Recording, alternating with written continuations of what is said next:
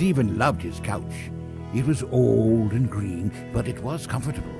The seats were worn and sunk low, as if they had elephants for clients. Steve liked elephants. Big, grey, and big, they reminded him of his mother. He never liked his mother much, but things never change, do they?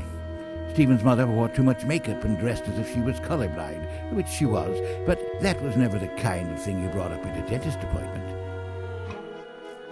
Dentist reminded him of his mother, too. There was always something piercing about her. She loved to spout off at him and his couch. All day, long questions and accusations. That's when she would yell in the hall. Stephen never liked halls much. You shouldn't dwell in hallways. They were a means to an end. Something to get you from point A to point B. Not a place to stop and talk. It disrupted the flow of traffic. But Stephen tried to forget that part. Elephants, Stephen was known to say, never forget, and try as he might, he could not forget his mother. Sometimes he would really try hard to forget her for weeks at a time. Weeks, he thought, were small morsels of nothing. Nothing is what his mother did now. Nothing. She didn't help.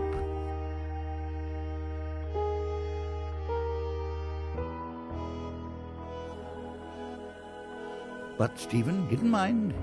She stayed out of his hair. Stephen had a good head of hair, and that was important in his day and age. "At least I have my hair," he would shout. But that was not the truth, and he knew it.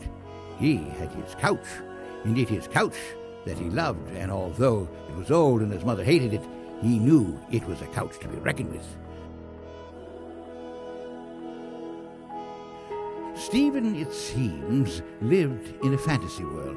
His mother would yell at him, "You live in a fantasy world!" But the truth of it is, he hadn't seen much of the world at all. In fact, he had lived in this house his whole life. This same house, this same couch. Stephen never liked the idea of travel anyway, because who knew if people in Bosnia had couches? People never understood the role that couches played in life. They underestimate them.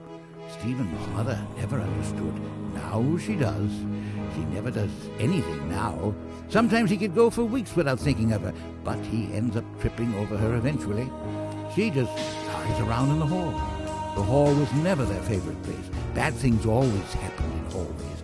He warned her, but she never listened to him. She never liked the couch. All that is past. The past is not something Stephen likes to think about, but things are better now. His mother doesn't talk about the couch anymore. His mother doesn't talk anymore. The past is messy, but nothing a wet sponge and a mop won't fix. Things are better now. His mother never did like that couch.